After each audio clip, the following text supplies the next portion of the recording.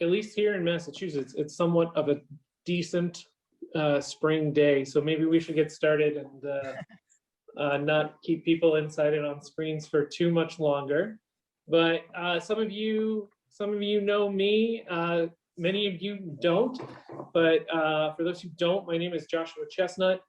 I am a worker here in Southborough L'Abri, which is about 45 minutes outside of Boston. And yeah, it's my privilege to, on behalf of the Southborough team, one of the American branches of L'Abri, host and celebrate the launch of Jim's new book, What on Earth is Heaven? And I would just also want to introduce you all, in case you don't know, to I'm going to interview Jim in a little bit, but I'm also going to be interviewing him alongside Houston Coley. Did I say your last name right, Houston? Yeah, it's Cole with a Y.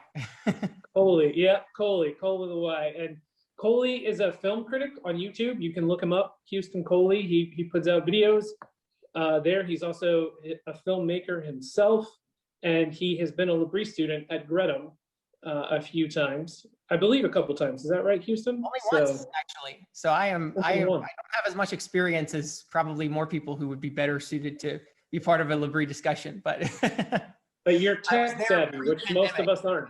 Yeah. So, and then also just to introduce the author of the book, the reason you're all here, Jim Paul. Jim, for those that don't know, Jim has been the director of the Gresham branch, the British branch of L'Abri, for 5 years. He's been in L'Abri, though, for 17 years. And prior to that, he was a doctor. He worked in palliative care, working with the terminally ill for about 5 years. And that, of course, has shaped his thinking about heaven and life and death. But he was a doctor for 9 years total. Jim's married to Marin and has 2 boys. Is that correct? How old are your boys? Yep. 2 boys that are almost 21 and almost 18. All right. Big birthdays coming up. Yeah. And so the way we're hoping to do this, of course, if you have to check out or log off, that's fine. But we're gonna talk for a little bit. Well, actually, before I say that, let me say, if you have any questions for Jim about the book, about the subject of the book, please feel free to go ahead and put them in the chat. And there'll also be a question and answer time towards the end that we could highlight you. So if something comes up that you want to ask Jim directly yourself, feel free to just raise your virtual hand. And then we can, Houston, who's the tech savvy one here, towards the end, you can ask Jim directly. But if you'd rather just ask via the chat, feel free to put that in the chat and we'll get that first. Or we'll kind of pepper those, I guess, throughout our conversation. And the basic outline or structure of what we're going to do is Jim will read a little bit from the book, then Jim and I will have a little bit of a back and forth, a little bit of a conversation. Then Houston and Jim will do that. Maybe throughout some of that, there will be some of the questions from the chat. And then at the end, we'll end with a time of more questions. And throughout, Jim will be reading sections from the book.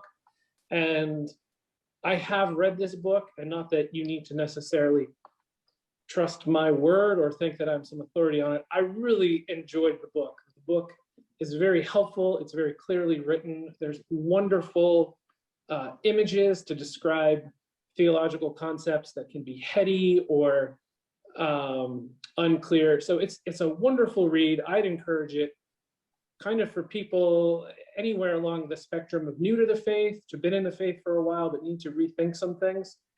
But what really struck me in the book was the opening line. I thought this was gold and captures so much. It captured something that I know I have felt, and I'm sure others have felt too. And so I thought a great way for this to start would be for Jim to read some of the introduction of the book that I think just gets at so much of what this book is trying to do. So you want to take it away, Jim? Yeah, good, thank you. Hello, everybody, and welcome. Thanks for joining. Thanks for coming, whatever the time zone you're in. And I'm going to read the just the opening couple of paragraphs of the book, which is, it's called Deeper into Reality. And it starts with a quote from C.S. Lewis, The Last Battle, which is, "Come further up, come further in. I was a Christian. I was going to heaven. The only problem was I didn't want to go there. This sudden realization came to me as I was waiting to take off on a flight from London to Warsaw. I don't like flying. Because I'm a control freak, flying makes me nervous. I would be fine if I was flying the plane, but trusting my life to someone else I don't know is another matter. So I was sitting there imagining the plane crashing, contemplating death and what comes after, when I suddenly realized that I didn't really want to go to heaven. I love this life. I love the feeling of sun on my face, the taste of olives on my tongue, the comfort of a hug, the smell of freshly washed linen. I loved walking in the English countryside. I love the colors of spring. I love jumping into a swimming pool on a hot day and feeling the cool water make my skin tingle. Nothing about heaven or the images of heaven I had been given excited me. Being a disembodied spirit living forever in an amorphous, shapeless future just didn't have any appeal. Floating on clouds, singing praise and worship choruses for eternity just didn't attract me. This all felt so wrong. Surely, as the greatest joy and fulfillment of the Christian life, I should want to go to heaven. Okay, I think I'll stop there. So that's, yeah, that is a real experience that I had, and actually is the basis for the book. Really, that actually, I mean, I didn't think of writing a book about it then, but that's what started off my questions about heaven. So it was a good place to start the book. But talking a little bit about, Jim, thinking a little about this desire to not go to heaven, and the way heaven has been portrayed as this far off kind of otherworldly reality that's waiting, that we go to at the end of the world. You push back against that, not in an aggressive way or in a harsh way in the book, but pretty decisively saying it's not the biblical vision of the relationship between heaven and earth. And you speak about that approach to heaven, the fluffy clouds, the disembodied spirit, almost like escape hatch theology, like it's going to get us out of this world, that all the problems are down here and material, and ultimately God is going to free us from that stuff, and we'll have this spiritual thing. And it creates what you speak of throughout the book as a dualistic view of the relation between heaven and earth, between this reality and spiritual reality, and you push back against that, I think quite well in the book. Would you want to say any more about where that sort of came from, or how you think that's not getting the Bible's view on things quite right? Yeah, well, I guess that's, when in that experience of being in the aeroplane, waiting to take off and thinking about dying and what the future held. And I did have this, I remember having that experience, I really don't want to go there. And the reason was because I had all these images of heaven where it was just I had this idea that, well, when I die, my soul will go to heaven. And I couldn't really imagine what that was like to be without a body. And these images you pick up from different places, whether from, say, Baroque art, you see these kind of pink fluffy cloudscapes with these fat babies, with harps, and or in church. I only became a Christian when I was 17, but a few sermons I did hear on heaven, it was, we'll be praising God forever. And I just had this idea of a sort of endless praise and worship service that was going on and on and on. And, church is, okay, sometimes good, but being in an endless church service just didn't really sort of do it for me in terms of my eternal future. So I those kind of images, or you pick it up in the book. I talk about the film Ice Age, where there's a little sequence where Scrat, who's the prehistoric squirrel, goes to kind of nut heaven, and again it's this pink fluffy cloudscape, and the golden gates or the pearly gates open, and you get admitted, and there is this nut that Scrat, the biggest nut he's ever seen. And it somehow I just wondered, well, compared to this life, obviously there are difficult things about this life, but there are so many good things too, and good things we enjoy. And all of my experience has been in a body, so I just couldn't imagine what heaven was like. And that just really started me off on this quest to, it actually started off with a prayer. I remember I was on the flight sitting in my seat strapped in, and I prayed to God. I prayed, help me to understand heaven and help me to want to go there, because I think that would be better than feeling sort of bored about what heaven was like. And as I began to research more, I began to find out that this kind of what you call dualistic thinking has come into Christianity, where it has split our view of reality, say, into this world and the world to come, into earth and heaven, into the material world and a spiritual world. And that actually that's not the biblical worldview. There isn't this, the biblical worldview is integrated, as maybe we'll talk about more in a minute, but this idea, this dualism between heaven and earth, and that we're sort of here on earth, but really our mission is to escape this world into a sort of spiritual heavenly dimension. And I think many Christians, and I would say that's the kind of view I had as well. I think I went to quite a good church, it was quite a good teaching, but actually that was the sort of view I have, that somehow we're just waiting here until we die or until Jesus comes, and then we go to heaven. I'll hand back. Yeah, go back to you, Joshua. That creates all sorts of you name a couple of the difficulties that creates, that dualistic thinking. You talk about how it creates a sacred secular divide. There are sacred activities, but then most of the things we do are secular, and they don't really matter.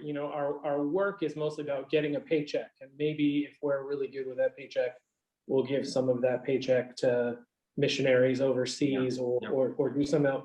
But our work here, really, we're almost like biding our time.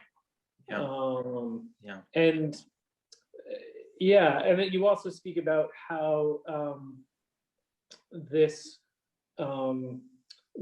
dualism of spiritual over material also misses the biblical vision on sexuality in some ways, that we tend to then think of sexuality or bodily things as bad. How would you say, well, maybe even start by saying a little more about what you think is a better way of understanding heaven and earth, and how that then would maybe make our relationship to the work we do while we're here, to the bodies we have, how would it change some of that? Just to back up a little bit, just to the kind of dualistic split, I think it's really important, because it actually affects the way that we see our lives on earth. Last night I gave a lecture to this South African L'Abri group, and it was around the themes of the book, but I called it, what on earth are we doing here on earth? And that I think that's just such a vital question. Everyone asks that, whether we're Christians or not Christians. What are we doing here? Are we just here by accident, or is this life just some kind of test, or do we have to reach a certain level of maturity before we can go on? All kinds of different religions have different answers. What are we doing here on earth? But for Christians, it's a really important question. And I think where we've been taught this dualistic idea of, we're just here on earth waiting to go to heaven, then I've met a lot of Christians who, who also really struggle with meaning in their lives. I mean, I would say it's a problem in our culture in general. If we're just here by chance and accident of evolution, what meaning is what meaning is there in our lives? But I've met many Christians who also struggle with the same question. What is the meaning of our lives? What am I doing here? And this idea of that, we're just trying to sort of escape the material world into heaven, and Jesus is the way to do that, actually leads us to not really engaging in this world, in this life, in all kinds of different ways. It might be, sometimes Christians say, well, don't really, don't get involved in academics, or don't get involved in social action. It's just evangelism to save souls for heaven. And that's a kind of, I said it's not wrong, that statement, but it's a reduction of the gospel. And it also leads to a whole lot of things, like you said, like, negative attitudes to the body, the human body, or even things like ecology. Some Christians would say, well, you don't need to care for the material world, the natural world, because, God's going to destroy everything and we'll go to heaven. So I think it's, this is a really, really crucial question. And what I, just to go on to your second bit, what I discovered, we can, pick this up more, but as I began to think more and more and more about what the Bible has to say about heaven and earth, I actually found that the Bible has exactly the opposite idea. It's not about, the Bible is not about us going to heaven, but it speaks much, much more about heaven coming to earth, the other way round. And the middle section of the book is what I would call a biblical theology of heaven and earth. And it starts off, when you think about the Bible starts off with God who creates the earth and the material world in human bodies. And it says in the first chapter, Genesis, 7 times, it's good. And I think that is such a different thing to so many worldviews, because this idea that we've got to escape the material world is often based around that there's something wrong with the material world and we need to sort of get into the spiritual world. But actually, the Bible, it says that the material world is good. God pronounces it good. And there's nothing wrong with being embodied beings, in fact, because that's who God wanted us to be. And the story of the Bible, I think, is about God bringing what I termed it the dimension of heaven to earth. And what I call heaven is, we often think of heaven as a place, like it's a place out there and up there, but I think a far better way to think of it is the dimension of reality where God's will is done. That it's the deepest, if you like, dimension of reality where God's will is done. And what God is doing is bringing his will, so the dimension of heaven, to the earth. And actually, human beings are the people, the creatures that he's chosen to do that, because he makes us in his image. And then in the Genesis account, he says, now you carry out my will in the earth, over the whole earth. So if you like, we are the people who God has chosen to bring the dimension of heaven to earth, to play our part in bringing heaven to earth. And that's the beginning of the story. And we can talk more about, how it goes wrong and things like that. But, the Garden of Eden is this, I call it a touching place of heaven on earth, because it's a place where God's will is done on earth, this perfect garden. But then God gives this mission to human beings to take his will and to, in a sense, extend this beautiful place, the Garden of Eden, over the whole earth. And so it gives our lives this, dignity and purpose, that we're actually here to make the earth heavenly. Yeah, one of the things that I so appreciated about you early in the book, you speak about heaven as almost this quality. There's this quality that comes in, and I'm just going to read a little bit of your book back to you. Something that I quite like. You said, heaven is not a spiritual realm where we escape when we die, nor is it a religious experience that we can only have in church or during a worship service. Heaven is something that can infuse earthly life. Heaven is not so much a place as a quality that can permeate the activities of everyday life, even the simplest of acts, like making someone a cup of tea, or maybe an American version would be a cup of coffee. Cup of coffee, yeah. But then you go on the next page, you connect that to God's will. Whenever we encounter things on earth that are good or true or beautiful, we are experiencing something of the quality of heaven, because we are experiencing the reality of God's heavenly rule. Heaven is not a location in space, but is wherever God's will is done, where things are ordered and formed, and where they flourish and have their being, just as they are intended to be in God's loving purposes for his creation. I love that. And you speak about, you use this image throughout the book of doorways. Is that these doorways, and that we have these moments, these experiences of reality that are so full, that are so good, where we experience, even just momentarily, and it's obviously not completely ever so, but where things are as they should be, where God's will is being done. And one of the things I loved about the book is that I really appreciated was, I found myself thinking differently about the when of heaven. I've often thought about the when of heaven as, when I die, that's when I'll go to heaven, and it's far off, and it doesn't really have anything to do with things that are here now.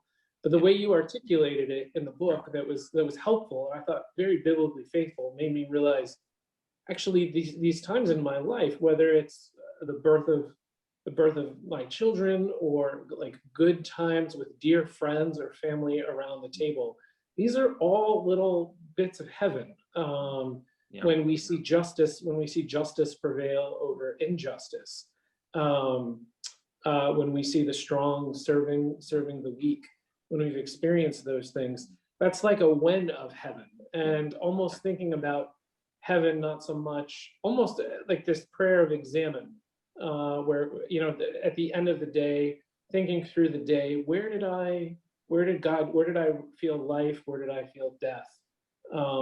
It's a spiritual practice from the Ignatian tradition, and almost thinking about heaven in that way.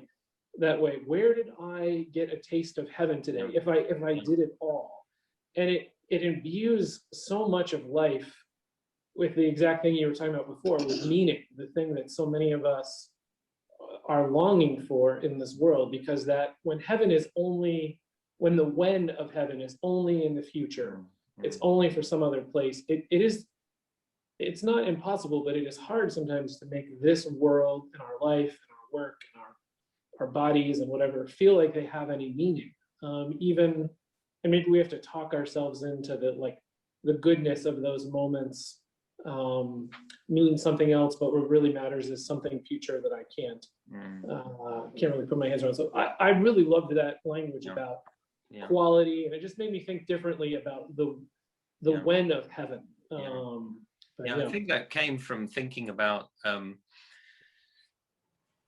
these experiences we have. I was just trying to connect with whether we're Christians or not Christians. We often call things heavenly. Like, if you've got a good book and a cup of coffee or a cup of tea, and you're sitting in the sunshine, or when you see a sunset, or sometimes you're with friends and just laughing and enjoying being together, or many different things. And you could say, oh, that's just talk, that's just like, we're just using that expression. But I think that there's this, we are experiencing something of the goodness of the created world as God intended it to be in those things. And this idea that we're just trying to escape the world. No, actually, this is where God created us to be.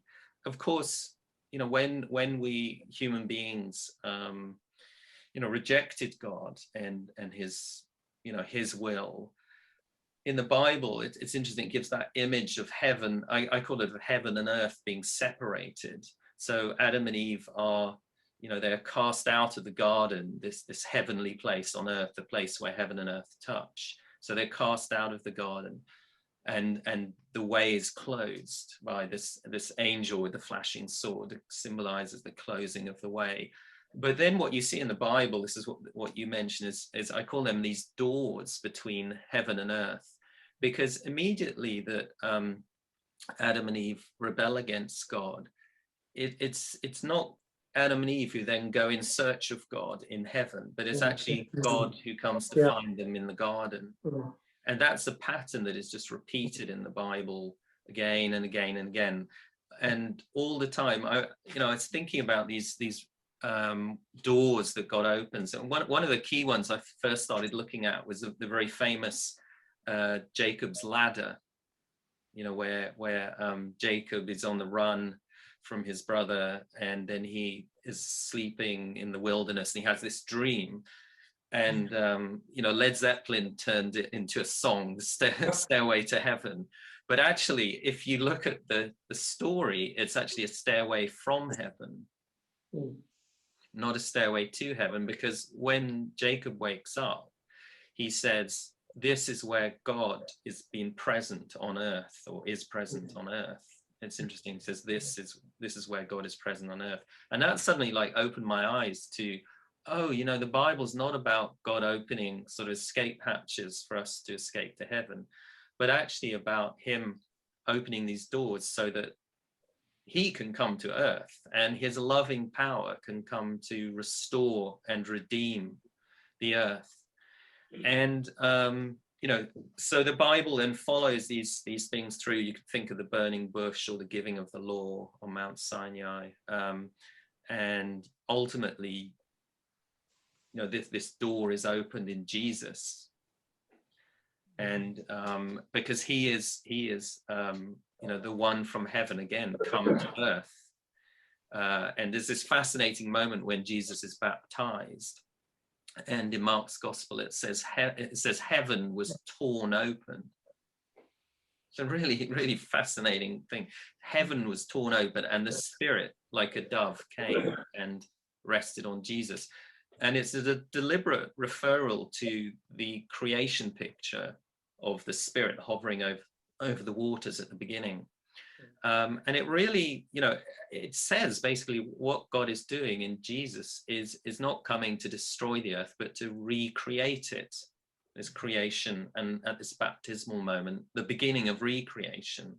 And I think that's what you're getting at, actually, is that we can look at our lives and see our lives as being moments when we can participate in this recreation.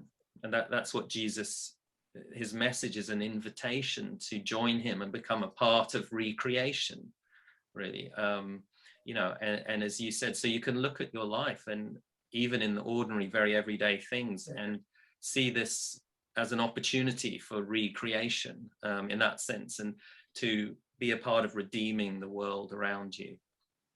Yeah. And so there's these moments when we, in a sense, we the now of heaven. Like I love the way you said it helped you with the when of heaven.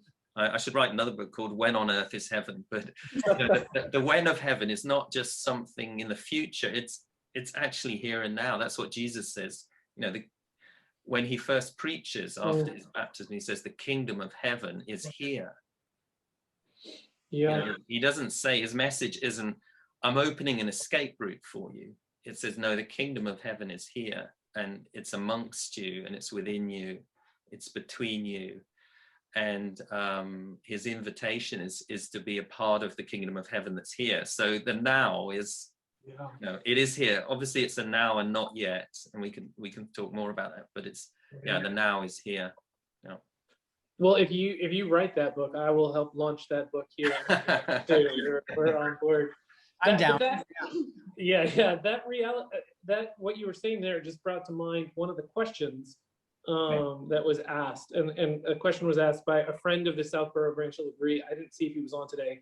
A guy named Steve Crow, but just contrasting kind of this modern question or modern spiritual practice of mindfulness Oh, How does living in light of heaven, or heaven kind of intersecting with our reality here, how is that different? Because I think some of what you were saying and just right then, to me, connected with Steve's question here about the comparison and the contrasting between living with heaven in our midst and just models of mindfulness. How would you maybe respond to that? Yeah. I suppose, I was trying to think about this question. There's some similarities in some ways, because I think mindfulness is, paying attention to what's around you. And I think participating in heaven now on earth is also about paying attention to what's around us, not ignoring it. We have to actually see what is around us. And I would say, even though the kingdom is here, the kingdom of heaven, it's still a now and not yet. So there is still, there's still distorting things and destructive things and evil things, and we have to pay attention to that as well, and acknowledge that and see it, and see those things in ourselves. But also I would say that one of the strong differences as well, as I think as a Christian who participates in the kingdom of heaven, you also have to ask the question of how could things be different if the kingdom of heaven was here in this thing. How could my relationship with this person be different? How could I see my job differently? And so there's that difference. And then also I would say there's another very important difference which I discuss in the last chapter of the book, and that is the kind of the power for what you're doing, because I would say mindfulness in one sense is a human technique, but I think when you participate in the kingdom of heaven, you have to trust the power of the Holy Spirit, and that there is somebody else who is at work in your life, and you can ask him to show you, to open your eyes to seeing how things could be different, and to help you to even want things to be different, and to know how to be a part of the kingdom of heaven in very ordinary ways. So I think that's a big difference. And from that, I think should come some form of action as well. And I was thinking about at mindfulness, at one extreme it can lead to a sort of an unattachment from the earth, and from the things around us, where you reach a kind of a state of peace with what is, or something like that. But I think as a Christian, in a way, we should be have a kind of dis-ease in us, that actually things are not as they should be, and then praying, as I said, in the power of the Holy Spirit, to ask God to show us how we can be a part of the healing of things. So there's an action that comes from it as well. I hope that answers, was it Steve's question a little bit? Yeah, I think that's great. And in Houston, you probably had your eye on the chat more than I have. Do you want to maybe throw some of those out for Jim? Well, I think Jim just referenced the last chapter of his book, and leading into that aspect of it, I do think we could throw in a few questions in a couple minutes here. But Jim, if you wanted to read that second reading that you were planning on doing. Let's have a look on that. Okay, great. I was going to read this is called this is a little section called Trusting in the Power of Heaven, Not in Earthly Power Alone. And I'll just read this. So this is that idea of that when we, through Christ, participate in the kingdom of heaven here on earth, that actually we have to trust not in our power to do things. So as we have seen, the story of redemption is not the story of how human cleverness and ingenuity brought heaven and earth back together. Redemption is the story of how God opened doorways between dimensions, so that the power of heaven could restore the sin-infected earth. If we are going to take part in the new creation, we cannot do it in our own strength or cleverness. We need help from heaven, which is why Jesus gave the gift of his Holy Spirit. Francis and Edith Schaeffer, the founders of L'Abri Fellowship, wrote of the importance of this is the quote, the distinction between people, even consecrated people, building Christ's church, and Christ building his church through converted and consecrated people. That's the end of quote. In creation, God invited human beings to be creative builders, craftsmen and craftswomen of heaven on earth. But we are to put into practice the overall plan design of the great architect of creation. It was when humans attempted to usurp the role of God and become themselves the grand architects of reality that sin distorted the world. If we are to be a part of the coming of the kingdom of heaven to earth, we cannot make this same mistake. It has been when Christians have thought that they are building the kingdom of heaven that the church has become most despotic, violent, and abusive. Instead, we must always remember that being a part of the kingdom of heaven means being a part of what God is doing on earth. It means being a part of the way of heaven that Jesus taught in the Sermon on the Mount. And in an earlier chapter, I talk about how the Sermon on the Mount, particularly the Beatitudes, is, if you like, the way of heaven, the way of doing things in a heavenly way. Just as Jesus had to do when he was tempted in the wilderness and in Gethsemane, we have to trust in God's way rather than try to take matters into our own hands as if we know better than God. Trusting God's way means humility and prayerfulness and waiting. And then I'll just talk about a little story, give you this story that happened to me a few years ago. So some years ago at L'Abri, we welcomed a group of church leaders from Eastern Europe. Most of them had been influenced by church growth models borrowed from the business world. At breakfast, one of them asked me, "What is your 5-year growth plan for L'Abri?" It was early morning, so it took me some time to process my question. We didn't have a growth plan in the terms he was thinking of, but I realized we did have a plan for growth of a different kind, a kind that I think is more in line with the kingdom of heaven. We don't have a 5-year model, I replied, but we do have a plan. Our plan is that each person who comes to stay with us grows so that they become more the person God created them to be. Our plan is that we should moment by moment prayerfully ask the Lord to show us how we can participate in his plan for their growth. Jesus compared the kingdom of heaven to yeast that is mixed into a batch of dough to make bread. The baker does not make the bread rise, but he does have to mix the yeast into the dough. In the same way, it is not we who build heaven on earth, but we must remember to pray and wait and then be obedient to what God shows us if we are to be a part of the coming kingdom of heaven on earth. It's really strong. Yeah, I think one of the things that I loved the most about the book is the fact that it has so much of your experiences from L'Abri baked into it. Like I read Wade Bradshaw's By Demonstration God when I was at L'Abri, which is another great book that really feels like it's charged with the essence of L'Abri. And this definitely feels like it has that too. I think one of the things that I wanted to ask you to talk about, to speak to, was the idea of, you talk about these gateways to heaven and these places where heaven, there's a little bit of a pocket of heaven there.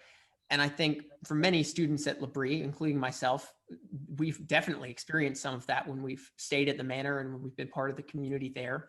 And the question that I would have is, I wonder if you could talk about that tension between building things yourself and sort of creating heaven on your own terms, and then also letting God do the work. And how much is it, how much will we fail when we're trying to create heaven in a fallen world, and how much does it maybe succeed in certain places like L'Abri or other places, on earth?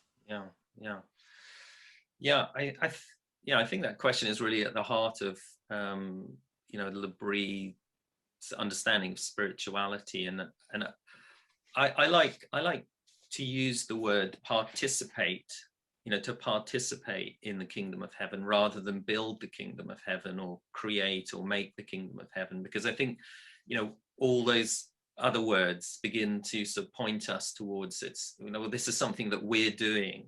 And as I said, I think that this is true in the history of the church, that whenever we've had that idea, we're building the kingdom of heaven, it's something we're doing, we've got to advance it. That's when the church tends to become, it's a strong word to use, but violent in a certain way, or oppressive, or, kind of, abusive. And you could think of in history lots of those moments where, this is something we're going to do, and using human means often to do it. So I much prefer this word participate, because I think it's actually God's work that we're joining, rather than, I think a lot of, Christians, sometimes they think of it, this is my work and I'm inviting God to kind of, to do it with me or give me the power to do it. But actually, no, it's his work and we're participating in it. And so it really does mean actually letting go of a lot of our agendas, and letting go of the things that we think this is how it should be, and waiting, praying, asking the Lord to show us.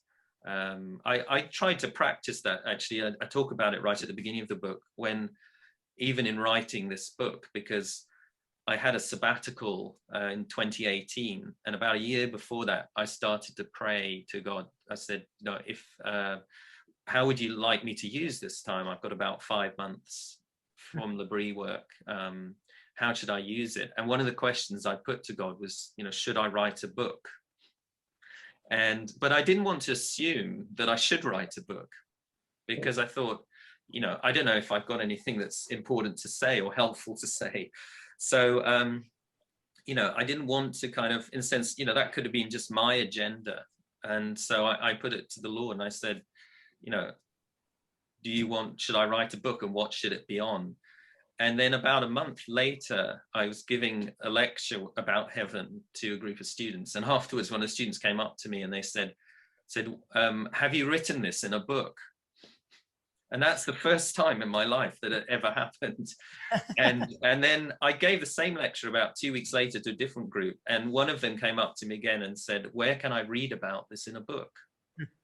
Can you direct me to a book? And so I took that as the Lord's, the Lord's leading and the Lord's guiding, that, this was the moment. But I just use that as an illustration of this kind of, waiting, praying, not assuming. And I think we can practice that in our lives in many, many different ways. It may be in a relationship that's very difficult, or, someone, if we're a Christian, someone we want to become a Christian. It could be with our children. I often talk about this with, a lot of parents with their children. They're like Christian parents, so what you might call a spiritual hovering helicopter, just desperate to. Like they're hovering over the face of the deep. Yeah, the chaos and the disorder, and just waiting for them, to pray the sinner's prayer, and every single little moment is an opportunity for a spiritual lesson.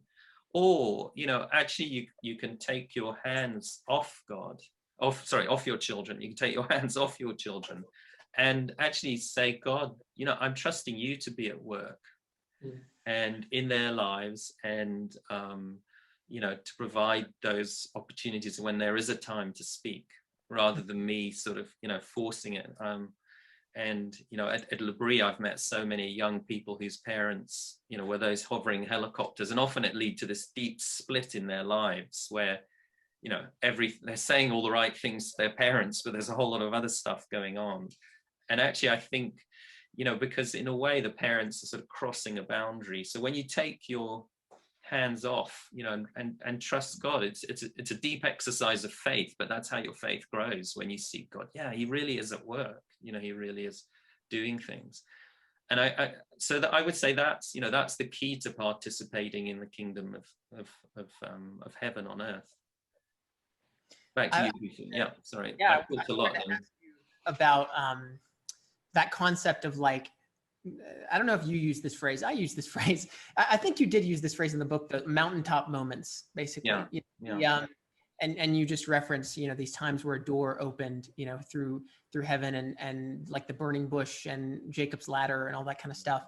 And I think for especially a lot of people in America, we have these mountaintop spiritual moments. Like, you know, for me personally, I went to Christian summer camp as a kid and had some very transformative and powerful experiences there. But it was definitely one of those things that faded very quickly as I got home and as, you know, sort of the real world came back in.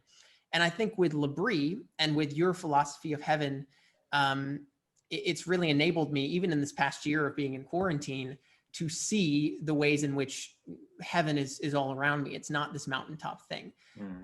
And so I wanted to ask you about that, the tension between, because I also think in a way, those mountaintop moments aren't bad, right? Like I have definitely had transformative experiences that have been big and loud and emotional and huge, but the more profound ones ultimately long-term for me have been the subtler ones that have you know, been all around me. So I wonder if you could talk about the tension between those two things. Yeah, one of my colleagues once said it's easy to mistake intensity for profoundness, and that often we label the intense experience the profound one, but I'm not sure that that's actually the case. You know, I think these intense experiences we often have can leave us just as intensely. In a sense, they go away and leave a blank, and I think actually the profound is something often much more earthly and everyday. And in the last chapter of the book, I talk about, you know, heaven as being participating in the ordinary things of the earth, or heaven is in the ordinary things of the earth. And, you know, we often think of these mountaintop experiences, but actually I think it's, you know, if we're going to practice being a part of the kingdom of heaven on earth and participate in it, it's actually in the everyday and seeing the everyday interactions transformed. One example might be, I mean, a little way I do it, this could be, you know, trying to participate in the kingdom is when I'm in the grocery store, when I'm at the checkout, I always try to just engage the person at the checkout in a little bit of conversation. Now that's more difficult in England than it is in America. I know, because people tend to be friendly. And I went last time I was in the States, I was at what is that store? Something Joe. What's it called? Trader Joe's. Trader Joe's, that's it. Yeah, Trader Joe's. And like I was at the checkout and the guy goes, "Hi, how are you? How's your day been?" And I like jumped back, you know, because in England nobody would do that really. But and he was very sincere about it, or he seemed to be anyway. So, but you know, for me, like in England where people are much more reticent, actually to treat the person behind the checkout counter as a real human being is a part of the kingdom of heaven, because you're treating this person as a human being made in the image of God. And I think the challenge before us is actually to see this transforming power of heaven in you know, the myriad of ordinary things in our lives. And another example I talk about in a book is somebody that I tutored who was a parking enforcement officer. So the kind of person, you know, who gave, I guess you have those in the States as well, then you give out tickets. It's the kind of person you hate most in the world, isn't it, when you get a ticket? It's like the tax collectors of yeah. It was exactly like that. And this guy was a Christian, but actually, you know, he was an ordinary person in one sense, but I think a very profound thinker about what it meant to be a Christian and a parking enforcement officer. And I asked him, I said, what does it mean? And he said, well, we have an office, which is just these desks, and it's gray and drab, and there are no windows at all. And he said, so what I started to do is I bought some house plants, indoor plants, and I took them into the office and started putting these things around the office as a way of saying that, you know, actually introducing beauty and God's creation, something of God's creation, into this just gray, drab environment. And, you know, he said they became kind of talking points for the people in the office. And they, you know, some people said, oh, you know, can we have a rota to water them and start to care for these things? So it was just a very ordinary way he could see it being, you know, being transformed. People picking up litter in their community, you know, transforming the place they live. I think profoundly saying sorry to somebody is a profound participation in heaven. Someone that you've wronged, saying sorry is a profound participation in the kingdom of heaven. Probably one of the most profound, participations we can make. So that, yeah, many different ways, and to have our eyes open to those is something. When Paul talks in Colossians about being heavenly minded, a lot of us think he means think about heaven, but I think what he's saying actually is think about what the earth would look like if it was transformed by heaven. In fact, think about what your square inch of the earth that you love and care about would look like if it was transformed by the kingdom of heaven to be as it, as it should be in the will of God.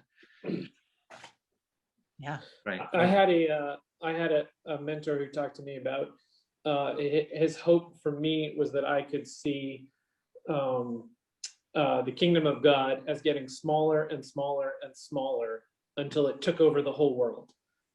Because I had this idea that it was just the big things that mattered. It was just spiritual things that mattered, and he was trying to say it's getting all the little things and all the little things that God is interested in, the everydayness, and it ultimately covers everything then. So it's actually a much larger thing. Yeah. I think we get overwhelmed, don't we, with big plans and bigness, and I love that about L'Abri, actually. I love the smallness of L'Abri. We once had he was from America, but that wasn't necessarily why he was like this, but he once heard a lecture at L'Abri, and he said, God, you guys are just amazing. You should hire a football stadium and do a tour around America.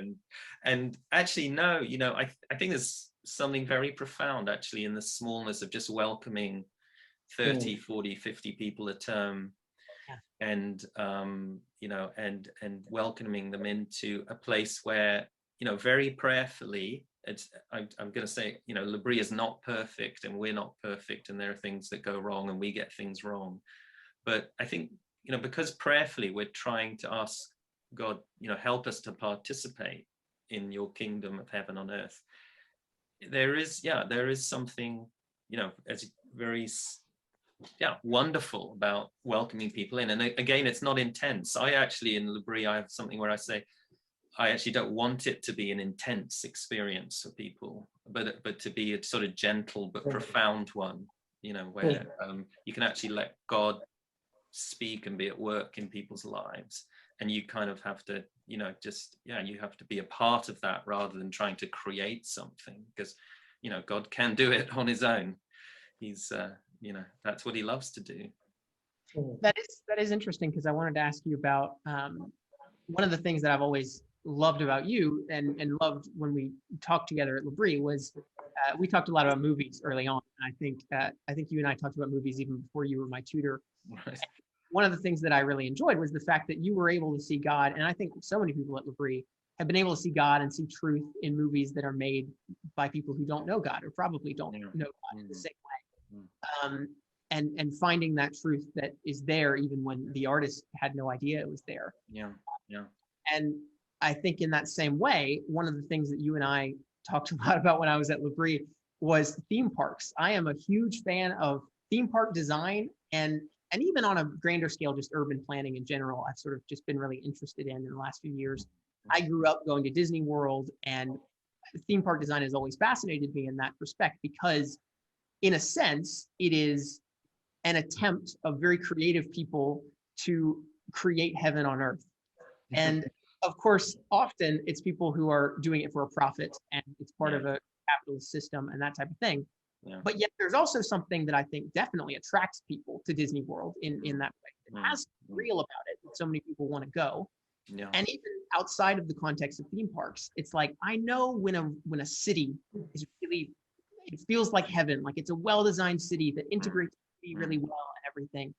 And I think one of the things that I'd love to speak to was the idea of how might creative people be participating in the kingdom of heaven in that way when they don't even know it potentially? Mm. And how might certain things that people are attracted to in this world Yeah. that aren't created by Christians still be itching, scratching that itch that they have, that is the kingdom of heaven that is planted inside of their heart when they don't even know that that's what it's.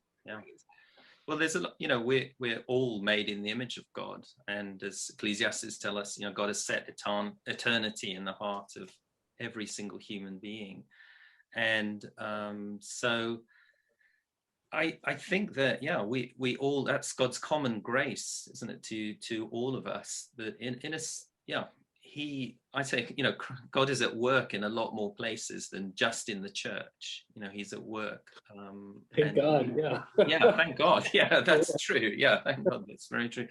And who is it said that, Christ plays in 10,000 places? Oh, Hopkins, right? Hopkins, that's right. Yeah, so there's, and there's just, there are these moments, I think, that you experience where, people, creative people, artists, writers who don't know Jesus, but they're touching something of reality. They really touch something. I mean, I've just been rereading.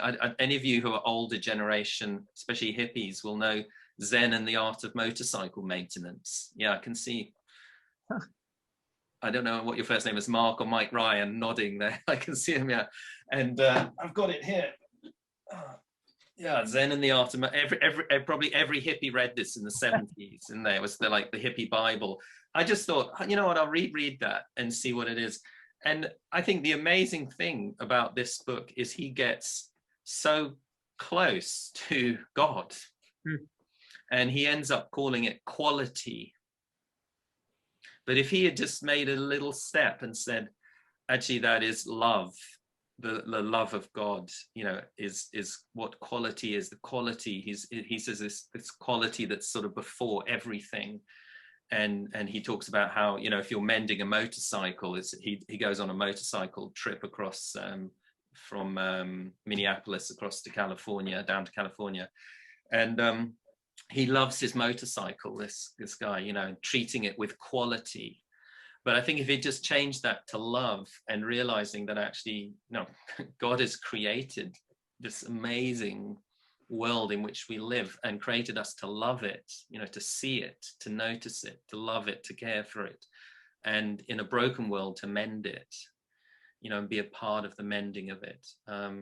So, you could think of many, many moments, you realize that someone in a film or in a book, they're just touching something that's so true about reality, and that's God's common grace, that God is at work in 10,000 places. So I think that's absolutely, that's really the role of the arts, is often it opens our eyes, doesn't it, to these helps us see what is there in wonderful ways which we can't normally, as well as I know we've had conversations about Disneyland. I mean, one of the problems with Disneyland is it's trying to create this sort of perfect place without, sin in some ways. And of course, we have to live in this mixed reality now. And, we have to live in the now and the not yet, and the difficulties and the tensions of that, very much so. We can't, in the chapter I talk about, the last chapter, being a part of heaven on earth is a struggle, because there's always, there are forces that are pushing against, there are forces. I think of heaven, I talk about heaven as, the reason I talk about it as the dimension is because I use this idea of the earth as being like flat land. So the earth is like flatland is a two-dimensional world, which is like here, like a piece of paper. So this is the earth in one sense, a two-dimensional world. But what heaven does is it comes, it's like a third dimension coming to the two-dimensional, and it doesn't obliterate it or take away or destroy it, but it adds depth and weightiness to reality. And so I think, in these films and things, whenever people or books touching these moments, they're actually touching something that's weighty. You realize that, the weightiness of what they're touching on. So there are, yeah, so this, you know, heaven is this, it's actually, the word glory means weightiness in Hebrew. So it's glory, and it's heaven and earth is, you know, it's added glory. But there are also these forces that are pushing in the opposite direction. And I talk about the way that actually the opposite of, you know, the added weightiness is when things become insubstantial and light, you know, that lightness of being instead of the weightiness, and they become monodimensional.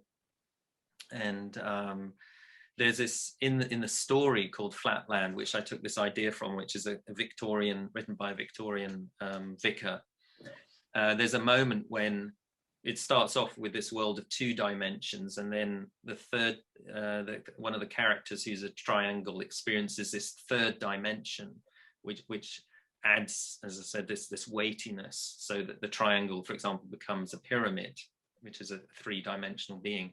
But then he goes on this later journey back to the 2 dimensions, and then to a 1-dimensional world, and then to a world where there's just a single point, you know. And you realize, I think there are these forces that are actually pushing our world towards, you know, the loss of dimensions, towards the flattening out of reality. And you can think of many ways. I was trying to think about the way that today, that, you know, when we think about what it means to be human, we actually are lessening and detracting from what it means to be human in ways that are so destructive to other human beings. Anyway, that's yeah. I think maybe the last thing you could speak to before we probably could transition to the viewer questions and everything. Yeah. I think one of the reasons that I still find a lot of value in things like theme parks and these sort of short-term experiences, even though a lot of Disneyland and other theme parks has sort of a utopian notion of, you know, without acknowledging the brokenness, I still find a lot of value in them because they're temporary, because it's like you go for a week and then they give you some form of, this is what the world could be, you know, like an encouragement. And it's interesting. I was talking to another author a few weeks ago who is a sociologist, and she said that one of the things that this generation is sorely lacking is like a utopian ideal, that we're very much in the now. And when we think of the future, it's like, well, the world's going to burn up and, you know, everything is going to be terrible. And how, you know, you look back at things like the 1960s, there was this utopian ideal of, you know, creation and progress and all that kind of stuff. And in some ways that wasn't a good thing, but in other ways, I think that utopian ideal can be a good thing.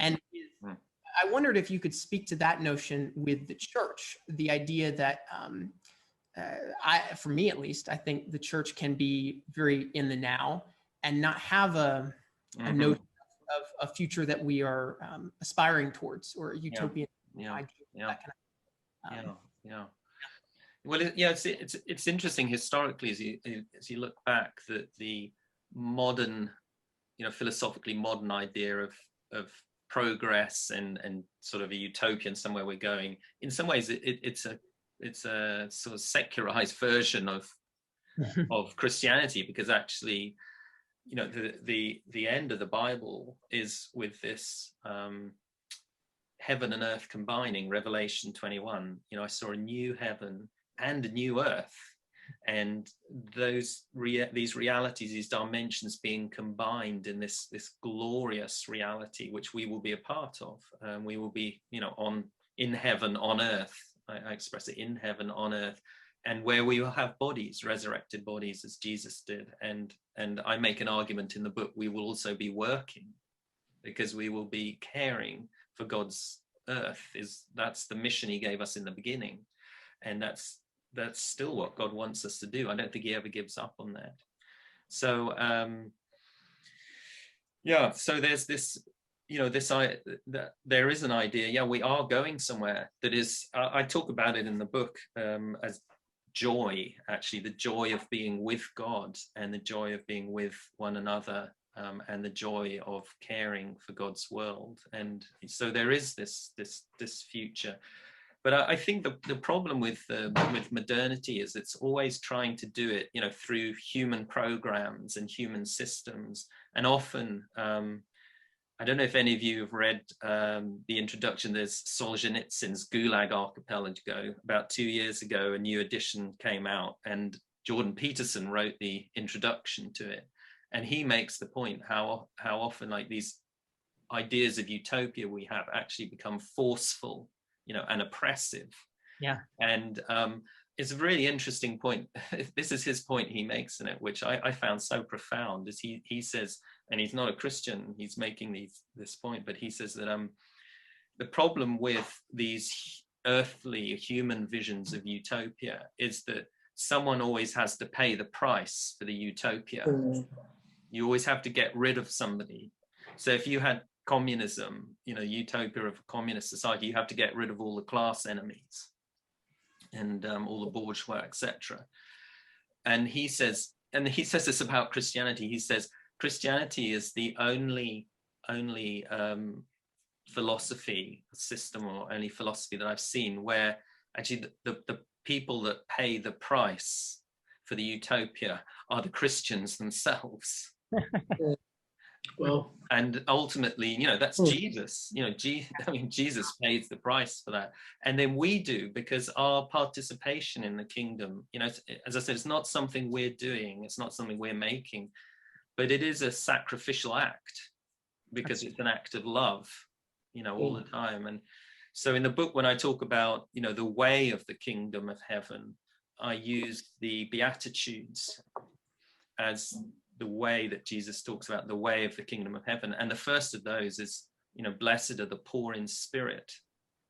So if you want to participate in the kingdom of heaven, first of all, you have to realize that you're pretty useless yourself, actually, you know, that it's not actually something you can do in your strength, you know. And then blessed are the merciful, blessed are the peacemakers, blessed are those who are ready to be led by God.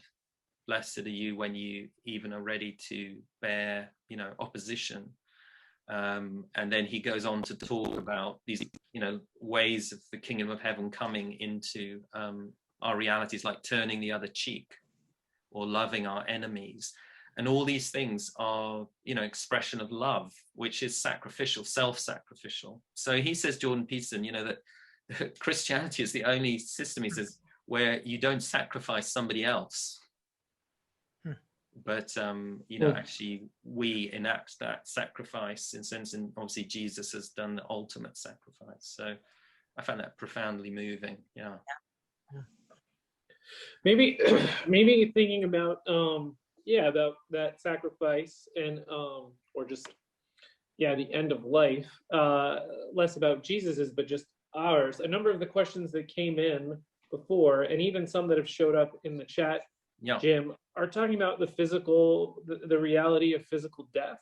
And maybe, you know, one was just, how does your take approach, what do you have to say about the reality of physical death? And then there were just a number of questions about being reunited with loved ones or pets. And even how does, so I'm throwing a whole bunch out here, maybe you could feel free to riff through some of these, but how does even this view of heaven affect our practice of dying, shape our practice of dying in any way? So thinking about the reality of death, after we die, will we be reunited with loved ones? And does this vision, including our pets, and does this vision, how does it shape how we think about our own practice of preparing to die or being with those who are dying, something that was part of your work for 5 years?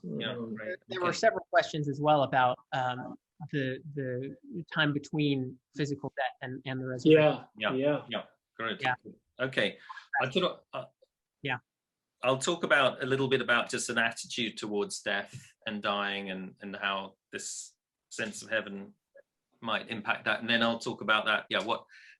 There is a chapter in the book that's called what on earth happens when we die, and so I'll say a little bit about that. But just to think, I think Michael Stevens asked something, didn't he? Like, how does a biblical view of heaven affect our view of dying and treatment of terminally ill people. And I thought, two things about it. First of all, that I think in one sense we should be angry about death as Christians because it is abnormal. And I think in the Gospels we see Jesus being angry at death, certainly grieving the abnormality of it. And then you think of when Lazarus dies, it says, Jesus wept. Or when he sees the widow of Nain, the widow who's lost her only son, he's deeply moved in his sort of the core of his being. And so I think we should always see death as being, this is abnormal. It's not the way it's supposed to be. But also I think the other side of that attitude would be, as a Christian, not to be afraid of death. I worked in hospice palliative care, and one of the reasons that hospice care was started is because I think a lot of modern medicine is very afraid of death. And what used to happen is when people were terminally ill, they'd be shunted off to a little corner of the ward or a side room, and the doctors would stop visiting them. And because the doctors say, my job's making people better, I can't do anything. But many of the founders of the hospice movement were Christians, and their faith really influenced that, no, this is a moment where we need to be present and really care for people. And so many of the hospices, were kind of bringing, in a sense, death a bit kind of back into view. And certainly working in a hospice was a profound experience where I had to, you have to face death every day. I found it an incredibly meaningful experience because I learned so much from the patients. And one of the things I learned is to be more joyful and thankful for life. And I remember talking to somebody who's just, because of their cancer, had grown into their spine and they couldn't walk anymore. And then I went out of the hospice and I walked down this street in the East End of London, which is a horrible, busy urban street. But I remember just being ecstatic that I could walk and just so thankful, for that everyday normal experience and just how amazing that is. So I think as Christians, we should actually, we should be angry in one sense, but also not afraid and not in denial, because we have a wonderful hope. And certainly Christians in the past, they really thought about death much more profoundly than we did. And there are many books. I don't know if some of you have seen the book called With the End in Mind. Has anyone come across that, by a hospice nurse, I think, or doctor, I think a nurse, who's written a book called With the End in Mind? Because she's really saying how healthy, this is not from a Christian point of view, how healthy it is actually to have death in view in some ways. But I think also as Christians, another way that our understanding of the new creation can affect us is I've sometimes thought, well, I'm a Christian and I work for L'Abri and I don't get paid very much, and I'm never going to travel the world. There's a lot I'm giving up. But actually, I think you can say that because this life is not everything, there is, I'm going to have eternity on this earth, enjoying and seeing and experiencing and being a part of things. So I think it can also help you say, yeah, I can make sacrifices in this life because there is something, there's more. There's something wonderful to come. So that's a bit about, just, I could say more about hospice experience and dying.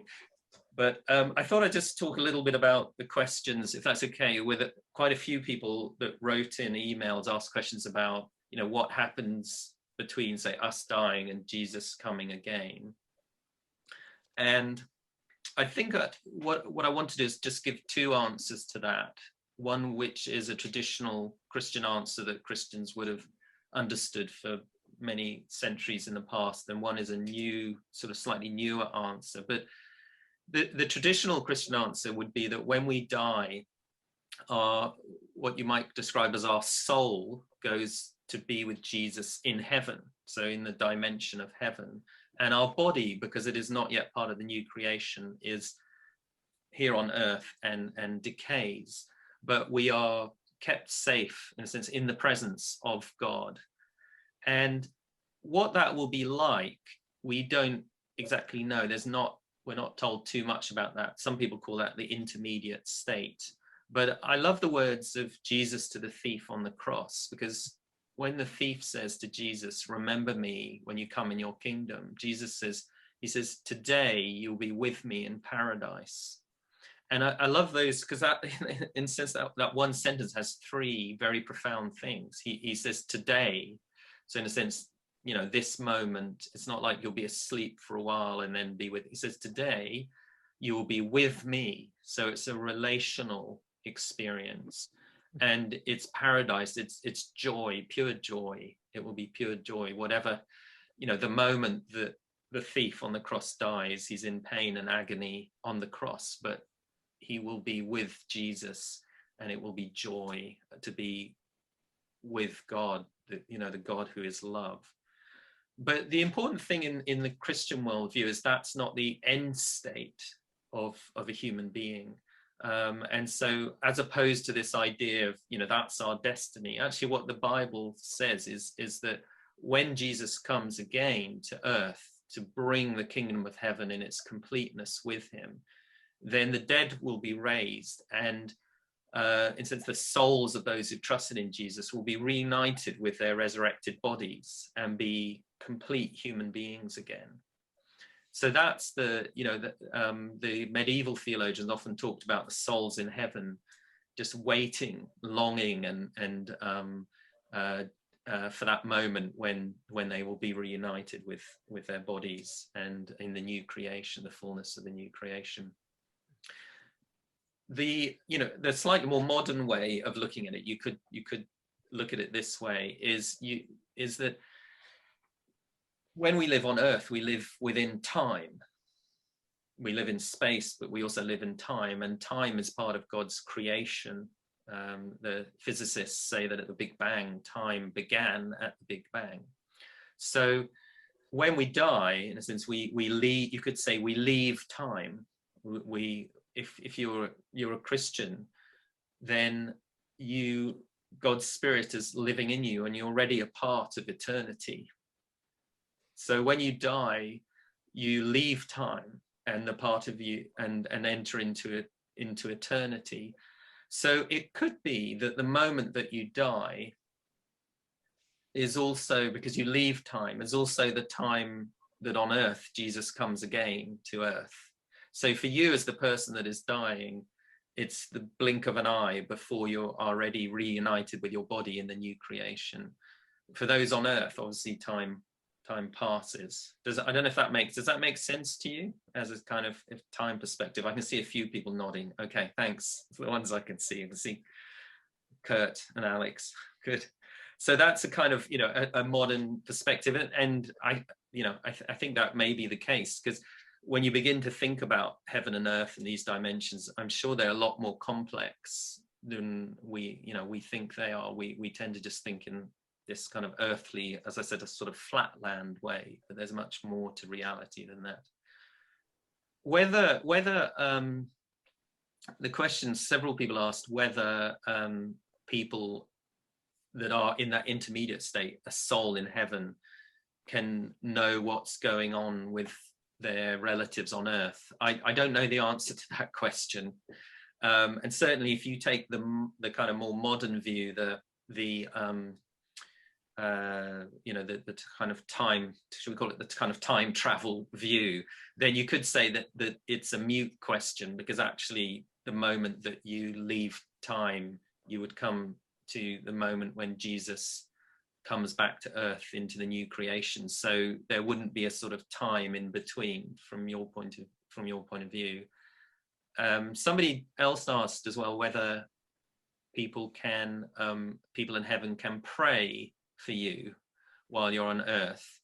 And I know that in some Christian traditions that would be a part of a Christian tradition, say in a Catholic tradition, that people in heaven, especially the saints, could pray for you.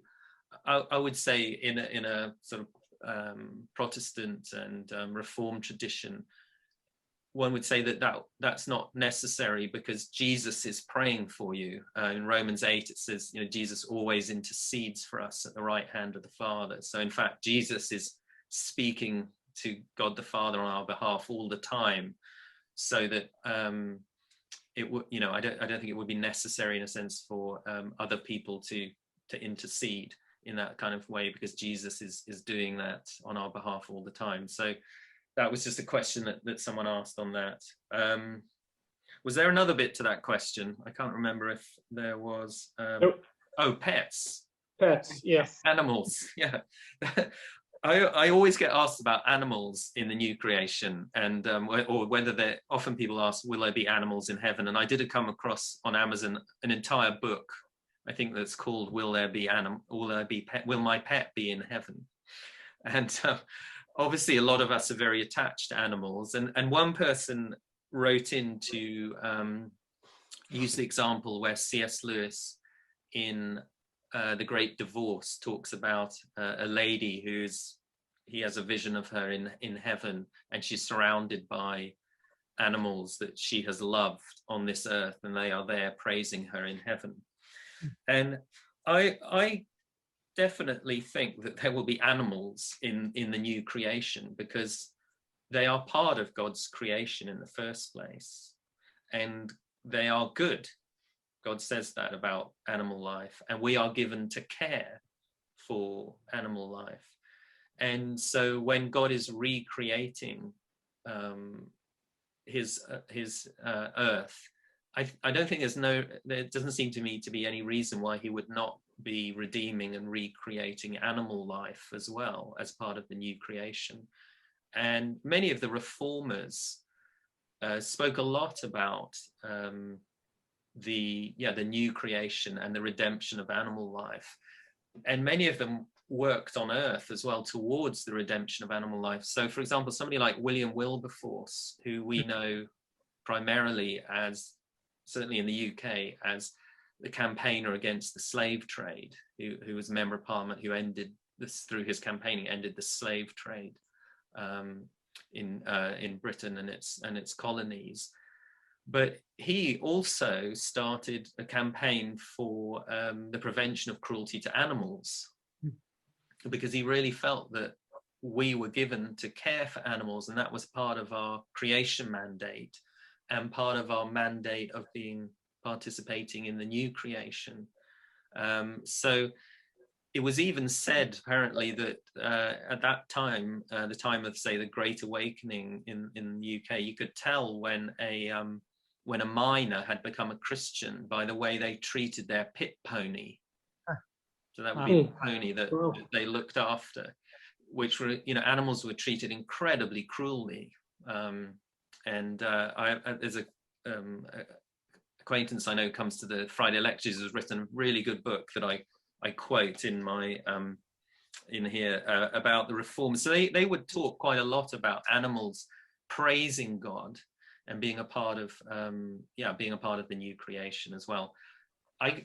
So I don't see why your pet shouldn't be a part of the new creation. I suppose one of the reasons that people push back against that is that, some people would say animals don't have souls and humans do have souls. Yeah. The sense that you're talking about it seems like, talk about the soul and the body as being so, inseparable. It's like a moot question, Yeah, I think so. That's right. To be a part of the new creation, you don't necessarily have to have a soul, I think. And whether animals do or not, animals, obviously, the entire physical creation will be redeemed. And we touched on that, but I talk about in my book how the Bible talks, about a new heaven and a new earth combined as in a reality. So I think that there is a strong Christian tradition of the redemption of animal life, certainly. Right. There was Martin had just had his hand up. Okay. I think he's also put a few comments in. Maybe do the in person. Yeah. Do you want to read? I can't see. Well, I could look at the chat, but I think it would distract me. But if you want to read something out from the chat, or Martin wants to talk, if he can come in, I don't know how to make that happen, but maybe Houston does. Yeah. Martin, if you would like to ask a question, let me find you here and I can ask you to unmute. Let's see. Okay, I'm going to ask him to unmute and see what happens. Thank you. Yeah, thank you. No, all it was that following up about what you said about the pit ponies. Yeah. Because I think in the book about the Welsh revival, they said Yeah. that some of the pit ponies, they wouldn't obey their commands anymore because their owners weren't swearing at them. Right. So they didn't know what to do. Yeah. And yeah, also Randy Alcorn in his book about heaven, it's just wonderful chapters in there where I think Jodi Erickson Tada was like, the way that how God loves us, she can't help but imagine how her pet would come to greet her in heaven, and it's just lovely. Someone asked about Lewis. When Lewis sort of makes this comment about that the animals she's loved are there, but I think that it's more profound that God loves them. That's the most profound thing. He created them, and he created them with care and this incredible diversity of life. So good. I don't want to get too digressed onto animal life in the kingdom. I was sitting with my sons at dinner, and one of them was threatening to come on this Zoom and then try and ask me a really difficult question. So he tried to think the most difficult one, and he said, will there be dinosaurs in the new creation? So I'm going to leave that one. For now. I don't know. For the There's sequel, plenty we don't know. Yeah. There's plenty we don't know, but it certainly will be. I mean, just to make that point, when the Sadducees asked Jesus, will there be marriage in heaven? And Jesus says that famous thing. He says, there won't be marriage or the giving of marriage, for we will be like the angels. What we often then do is imagine less than marriage in heaven. But actually, the new creation is a fuller, deeper reality than the one we experience now. It's a completed reality compared to what we experience now, which is only partial. So I think what you should do is try to imagine more than marriage in heaven. And I can only put it this way, which is a strange way of putting it, but I don't know if this makes sense. But I would say, imagine sharing, if you imagine marriage at its best, imagine sharing that kind of intimacy, the knowledge of somebody else, the profound gift love for them, and the complementarity and the connectedness that is marriage at its best, but that actually that is with everybody, not just with one person, and yet the person or people you were married to on earth, it doesn't lessen that relationship at all. Something like that, if you can even begin to imagine what that could be like. Or a profound if you depth of friendship, you can imagine that it's not the absence of friendship, it's the profound completion with no barriers, no sin, nothing that complicates it or gets in the way. And somebody else asked, will we be ourselves in heaven? The answer is yes. Jesus was himself. And say at the Transfiguration, when Moses and Elijah appear to the disciples, they are themselves. So definitely, the Christian worldview is not monistic and that we get absorbed into God. Actually, he created us to be real others. So we will be real, completed others. Okay, sorry, I've gone on. Let's take another question. There's one more here. So if you want to unmute. Do you want to unmute and ask your question, Sue? Yeah. Hello. Yeah. Good. Hi. I've just finished your book, as I said after church this morning, Jim, to you, and I thoroughly enjoyed it. I'm just a little bit puzzled. I fully take on board the idea that every time we do God's will, a little bit of heaven touches earth. I concur. But the idea that heaven is not so much a place, but the dimension where God's will is done troubles me a little. Right. as I understand it, the resurrected Lord Jesus with his physical body, and was it Elijah and Enoch? Yeah. They're all Yeah. there physically somewhere. Yeah. Yeah. In heaven physically. And I understand that heaven isn't up there, you can go in a rocket. Yeah. But I have a feeling heaven must be a physical place somewhere. So Yeah. Yes. Yeah. Yeah. Thanks. Thanks, Sue. Yeah. Yeah. No, I would say definitely. See, one of the problems that we have, and this goes back to this kind of dualistic philosophy that has infiltrated Christianity very early on through a group of philosophers called the Neo-Platonists, who had, you know, a sort of split between a material world and a spiritual world, is that we have this idea of heaven as being an ethereal place, a non-material, somehow, you know, the clouds, those pink fluffy clouds that I keep coming back to, something like that, that it's less solid than this world. But actually what we should say is that heaven is more solid than this world. It is the deeper reality. And I love the way Lewis, you know, he picks that up in say like The Last Battle, when the characters go to the old Narnia ends and there's this new Narnia, like a new creation, and they suddenly realize that everything that was in the old Narnia is there, only more its real self. And I think this is a very biblical picture, because in as I talk about in the book, say in Colossians, Paul says exactly the same thing. He says there are people that are keeping festivals, Sabbaths and new moon festivals, and he says these things are a shadow of the reality of the things to come. The reality is Christ. So, you know, he says these things in this world, like these festivals or these the Sabbath, or what it means, actually it's only a shadow of this bigger, deeper, fuller reality. And so I can, you know, then the heavenly reality must be able to also hold physical dimensions within it, because you're exactly right. When Jesus, resurrected Jesus, ascends, he doesn't leave his body on earth, does he? No, he takes it with him. It doesn't say like his soul went up and his body was left there and the disciples went off and buried it. You know, his whole, he went up with his body, which is really interesting, which means the dimension of heaven must be able to hold physical realities within it. And you're right, at the transfiguration, it seems that Elijah doesn't die, does he? He is also taken up to heaven without dying.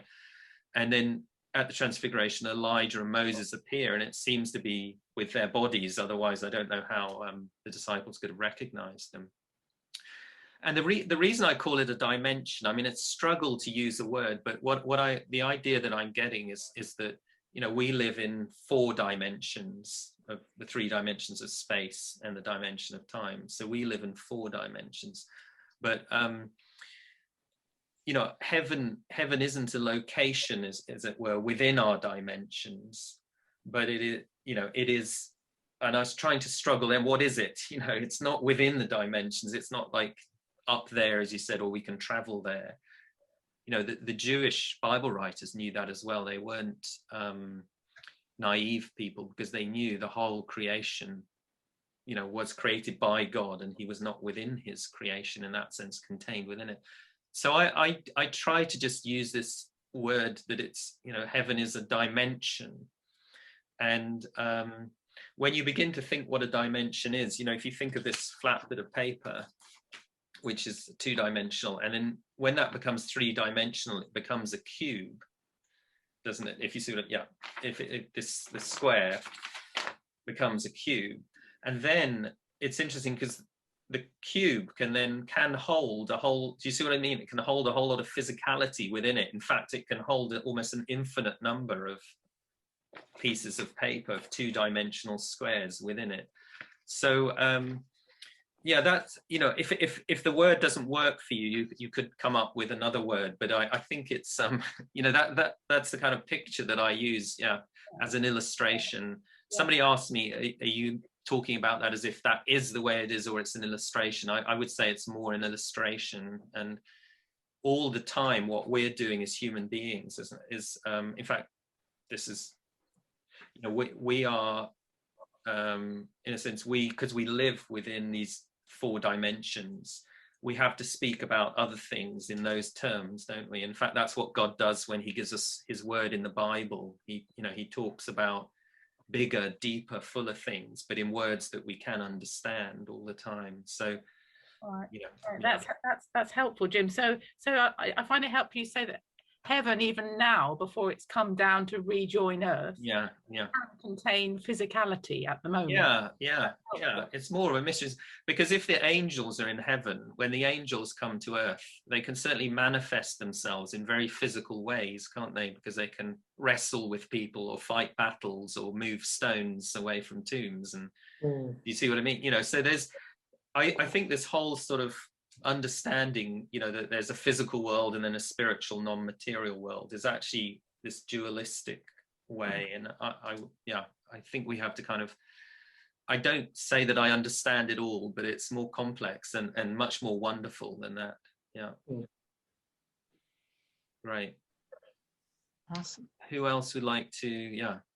Oh, it looks like Clint. Clint is raising his hand. I don't see his hand raised, but I can find him. Hey, Clint. Yeah, Clint, if you wanna ask a question, I can ask you to unmute here. Okay. I recently read a book by Christian Overman, and it's called Different Windows. And I knew long ago about the problem with Platonic thinking and Gnostic type of thinking, but I have never really been able to escape it until I read that book. And it seems like that's the sort of thing that you're talking about now. Are you familiar with that book? It was written by a school teacher, Christian Overman. It's called Different Windows, and he makes a contrast between Hebrew thought and Greek thought. And to think that I've been trapped in Greek thought for most of my Christian life. Thanks, Clint. I don't know that book. Maybe you can put the name of it on the chat so other people can see that as well. But that is an interesting question, isn't it? Is we are really caught within Greek thought in certain ways. And one example I think of that is that the Greeks were very interested in the question of substance, particularly Aristotle, Greek philosopher, after Plato's disciple, and he was very interested in, you know, what substance are things made out of. And when we come across words in the Bible, like even the word spirit, we immediately think, oh, you know, that's a substance. So we think, okay, there's body, and then there's spirit, which is, you know, and there's a body substance, and then there's a spirit substance, which is like a, you know, ethereal, cloudy thing, spirit is. But actually in Hebrew thought, they're much more interested in the qualities of things, not what things are made of, what substance they are, but what the quality is. And actually in Hebrew thought, and actually in Greek translation, the word spirit means exhaled breath, and it's always associated with the idea of life. So when Jesus says God is spirit, as he does to the woman at the well, he's not telling the woman what God is made of. He's telling her something about the essential quality of who God is, that God is life-giving breath. You know, and that immediately makes sense of the conversation, because she is saying to the woman, the woman's saying to Jesus, you know, you Jews worship in Jerusalem, and us Samaritans worship in Samaria, you know, but Jesus says, no, God is spirit. And if he's saying, well, you know, God is a spirit substance, that doesn't really help her. But if he is telling her, no, God is the great giver of life, the one who breathes out life, and he gives it to everybody, to Samaritan and Jew, then it makes sense, you know. And so I think this Greek thought is really yeah, really, you know, we get trapped in that. I mean, there's a lot of useful things about Greek thought too. But even, I dare to say this, I need to research it. So just sorry for those of you who are Presbyterians, but I think it's an interesting thing. Even in the Westminster Confession, it says, God is a spirit. I don't think it should have the word a. It should say God is spirit, because that's what Jesus says. It doesn't say God is a spirit, because then it becomes a substance. He should say God is spirit, because he's breathed out life. Do you see what I mean, Clint? Yeah. So so there's, yeah, that book sounds good. In my book, I referenced another book that's at an academic level called Comparing Greek and Hebrew Thought, which maybe I can put on the chat, which is an interesting, especially with time as well. And there's a really good chapter that I've still got to get to grips with on time, but thank you. Yeah. And so I think, you know, when the Bible talks about things like body, soul, spirit, it's not talking about three substances that make up a human. It's actually talking about three different qualities of our humanness that go together to make, you know, to integrate in what it means to be human, something like that. Great. Okay, thanks, Clint, for your question. And yeah, put that book on the chat and then we can. Jim, is that book Hebrew Thought Compared with Greek by Thorleif Bowman? Yeah, that's right. Yeah. Yeah. Okay. Yeah. Okay, You just knew that off the top of your head, right? You could put that on the right chat. there. Yeah. That's Google that is essential. It's a very academic book, and so I kind of skim read it. I don't understand most of the linguistics, but it's actually very interesting in terms of just the basic ideas of what he's saying. Yeah. Yeah. It looks like Greg is raising his hand. So we can... Okay, great. See if we can speak to Greg. Yeah, Hi, I just Greg. would be interested in your thought on, you've referred to the book The Last Battle several times. Yeah. And Jesus says things like, great will be your reward in heaven, and so on and so forth. Yeah. And then in the end, when you have new creation, you have the dwarfs there, but they aren't able to perceive all the beauty and everything around. They think it's the same old rule that they had on earth. So we've always, you know, as Christians, we always seem to think you're either in or you're out.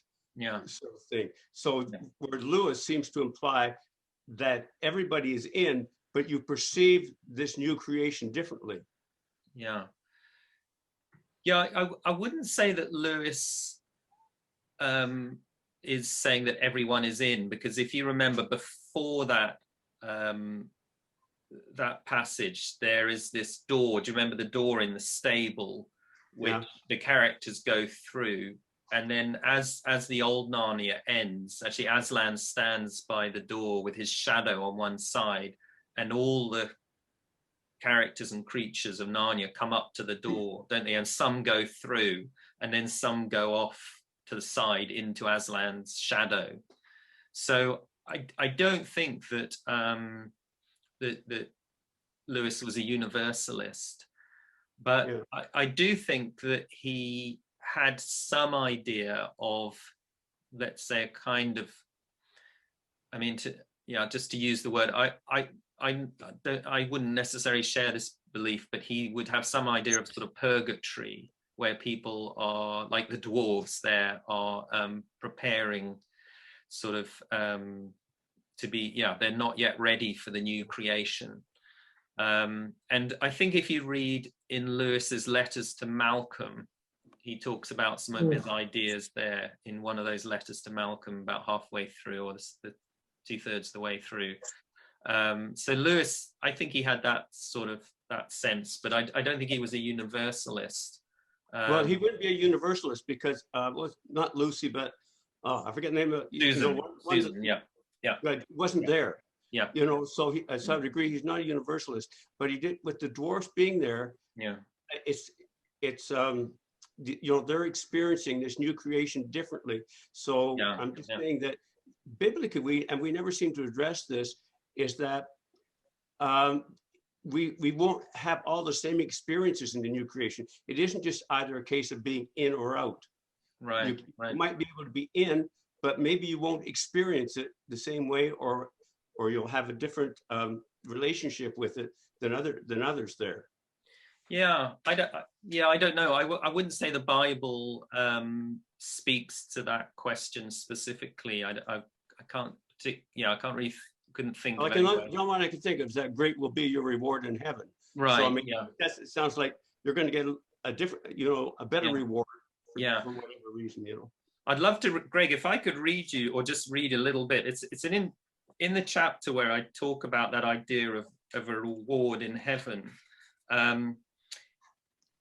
It's when I talk about or the new creation, I talk about three aspects of it. One is being, we will be with God, and this incredible truth that Peter talks about in his letter, we will participate in the divine nature. And the divine nature is love, because God is love. So we will participate in the very heart of love. We are welcomed into the Trinity in the place of Jesus, and welcomed into the very heart of love that created the whole universe. So that's one thing. And then the other thing I talk about is that we will be with one another, and an eternal crown. I'll just read you this little bit. The second thing we will enjoy about the new creation is being with one another. The Christian vision of the future is not a place where we become amorphous souls or become absorbed into the oneness of the divine being. The new creation is a place where we will be our true selves, more ourselves than we have ever been. In this life on earth, we have always been distorted and diminished by the effects of sin. But in the new creation, we will be fully restored to the person God created us to be. We will be more ourselves than we have ever been, because we will be fully healed and restored by the love of God. The love of God in Jesus Christ begins to heal our wounds now on earth, but that process will only be complete when Jesus comes again to wipe away every tear from our eyes. And all the people who are enjoying this future with us will also be healed and restored, so that they are more themselves than they've ever been. When we meet someone in the new creation, I imagine we will say, now I see the glory of who God created you to be. What a wonder you are. What a joy to know you. Together we will be so filled with the love of the Trinity that to share love with one another will be perfect joy. We will each receive many times what we give, and the joy of heaven on earth will increase forever. And then this is the bit particularly I was thinking of. When the Bible talks about the life to come, it often refers to a crown that awaits those who have faithfully served the Lord Jesus during their lives on earth. We might imagine this crown to be like the golden pocket watch that employees are sometimes given as a reward for long service in a company. However, if you read carefully, you see that the crown we will receive in the new creation is not gold, it is other people.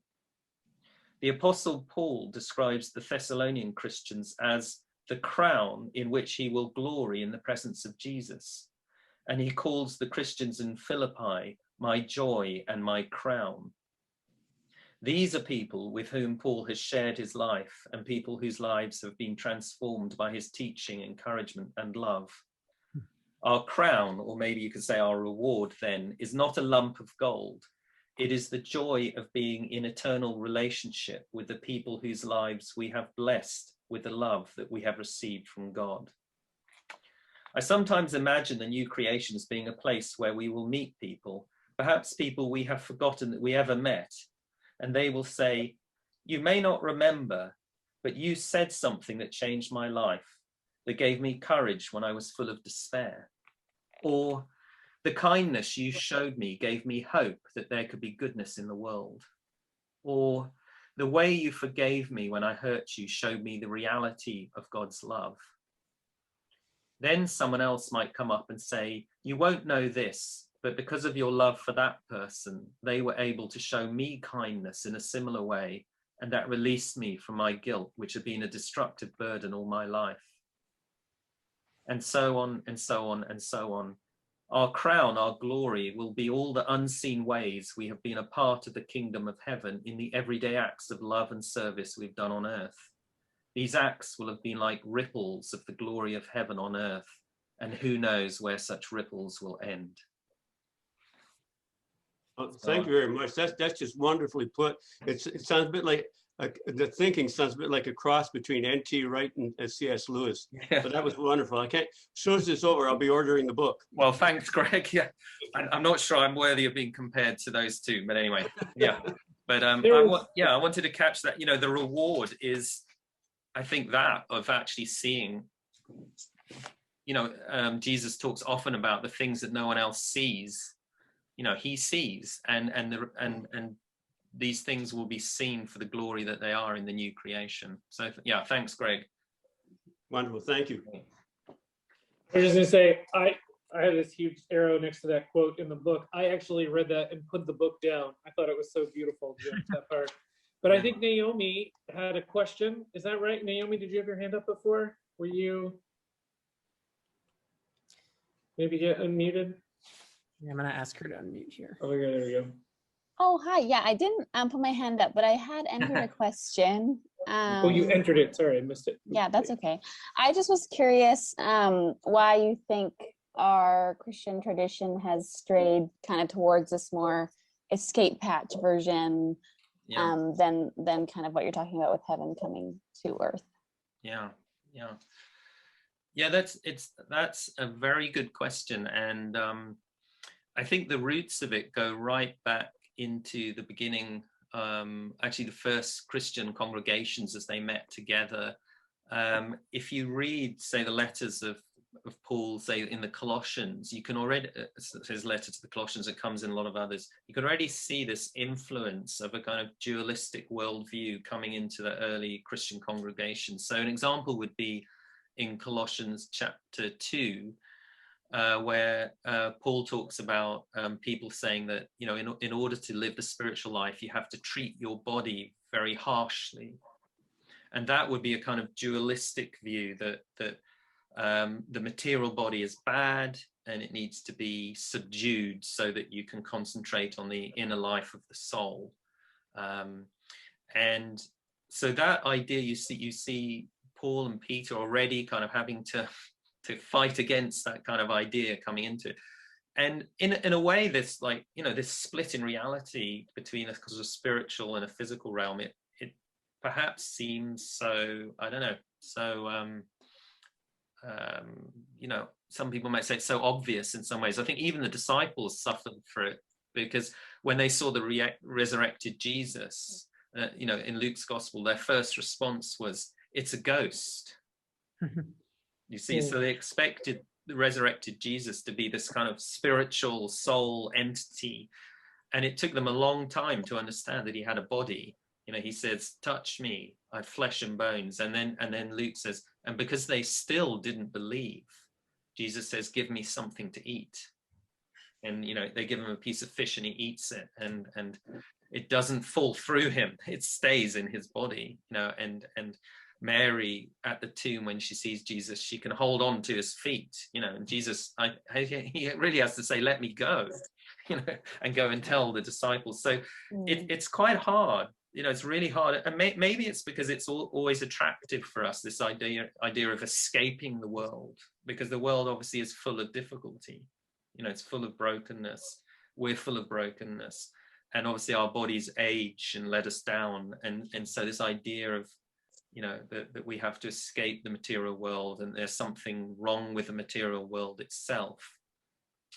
And it can also be maybe an helpful excuse for some people, because it's easier saying there's something wrong with the material world than saying, actually, there's something wrong with my heart.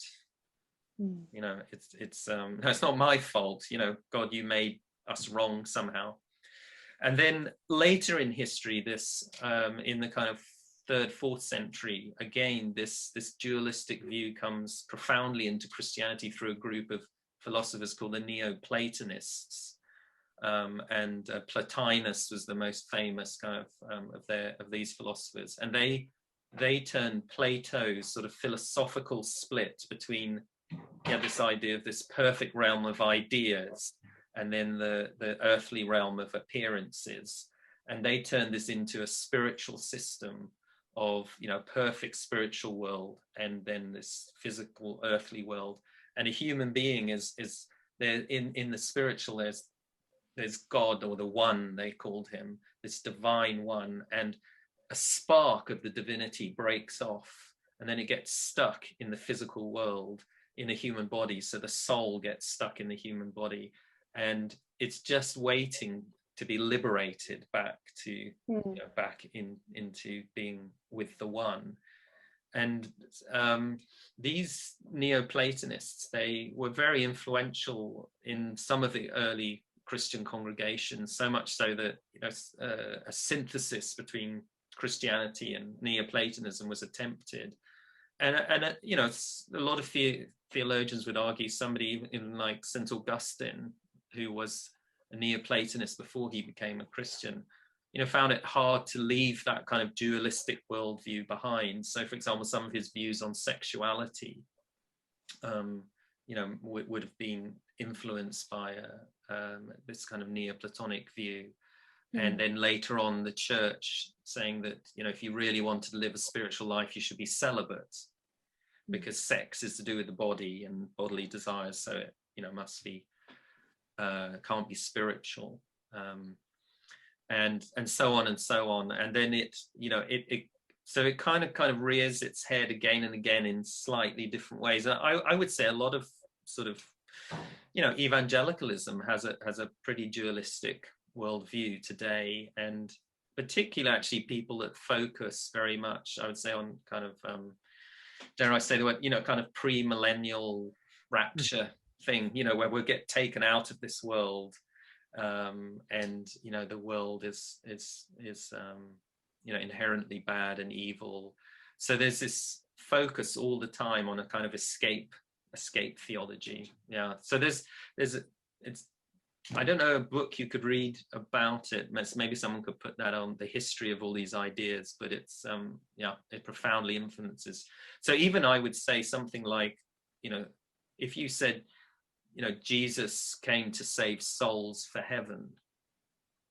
Jesus came to save souls for heaven. I think even that would be a sort of, dualistic reduction of the gospel.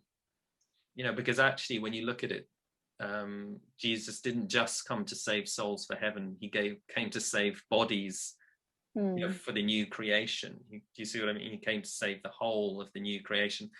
And that's what Paul says in Ephesians chapter 1, 9 and 10. He says, the mystery of God's will is that everything in heaven and on earth should be brought together under Christ. So Paul saw the gospel as much bigger than just saving souls for heaven. He saw it saving the whole of creation, the whole of heaven and earth. So yeah, I don't know. I hope that answers, Naomi. Yeah, that's super helpful. Thank you. Yeah.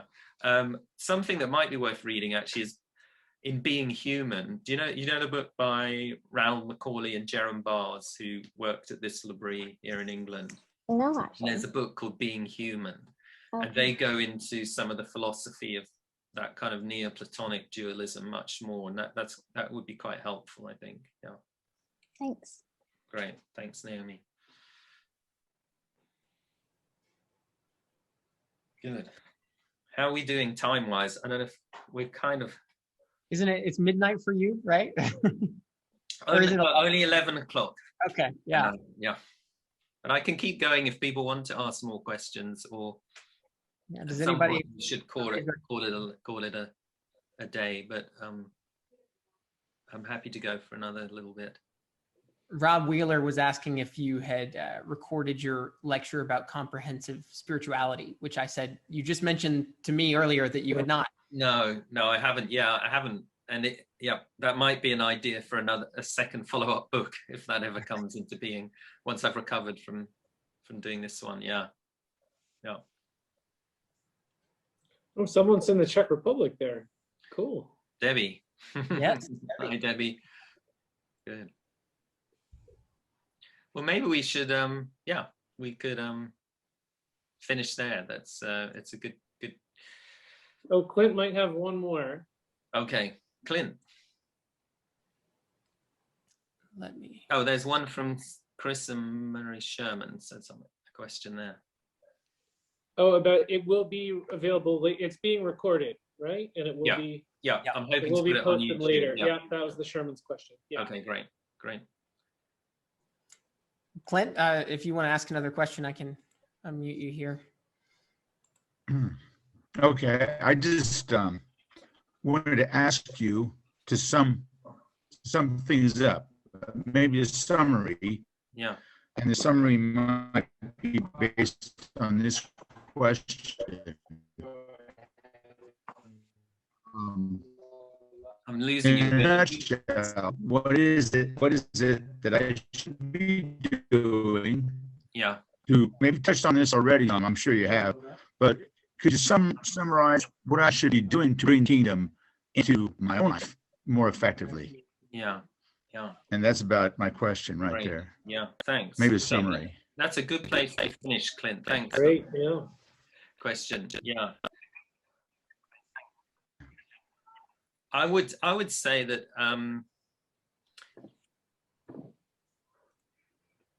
we should ask God to open our eyes to what we can be doing, because it takes imagination in some ways to see how the world around us could be transformed by the kingdom of heaven. How I talk about our square inch of the earth can be transformed by the kingdom of heaven. But I would say start where we are. Think about the things that you're involved in, the things that you love. Start local. Someone I heard speak said once, you can't save the whole world, and Jesus is doing that, but you can save your square inch. Or as I like Joshua said, what did you say about coming down and down and smaller down? and smaller and smaller until it takes over the whole until world. It takes, and I think that's one of the wonderful things, because we're all unique human beings, and all in different places, and we all have different things that we love and different experiences that we've had in life and different ways we're connected into the world around us.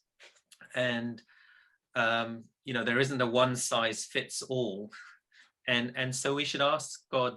I think that it's a risky question to ask, because when he starts showing you it can demand things in certain ways, or be we have to move outside our comfort zones and boxes, but to actually ask him to open our eyes. And as I talked about that verse in Colossians where it says, be heavenly minded, set your mind on heaven. I don't think it means, just think about, some future up there. It actually means, what would it look like for this square inch of the earth to become more a part of the kingdom of heaven? And so start where you are, and really, and this is very L'Abri, is ask God to show you. Blessed are the poor in spirit. So start with your own poverty. I don't know how to do it. I don't know what to do. Even if I did know what to do, I probably wouldn't want to do it, or I'll get it wrong or something. And really ask God to show you. And it may be something very small. Somebody, somebody asked me, what would I do if I ever became a pastor of a church or something? If I was asked at interview, what is your plan for this church? I would say, I have no idea, but I would ask the congregation to pray with me and ask God to show us, and that's what God promises. Jesus says, ask and you'll receive, knock and the door will be opened, and so I think that's where we must start. And it will probably be very small things, and the things that, in a sense, we're already involved in and around us. And so that's where I would say. And just to encourage you, the very last bit thing I talk about in the book is how, because when we participate in the kingdom of heaven, we are already participating in eternity. And so I think the things that we do now that are part of the kingdom of heaven on earth are eternal and will be a part of the new creation forever. And so Paul says that, I think it's in 2 Corinthians, and he says, nothing that you do in the Lord is in vain. And I really believe that profoundly. And I think even if other people reverse what we do, it is actually eternal. And even if nobody sees it, you know, which is often what Jesus talks about, you know, nobody sees things, but your Father in heaven sees. So they can be very small things that nobody sees, but they're very valuable things and they're eternal things. So to be encouraged with that hope.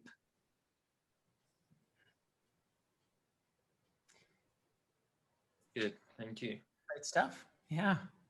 Yeah, that's a good note to probably call it a Yeah. call it a night on. But Yeah, my brain is Jim, going to seize up soon.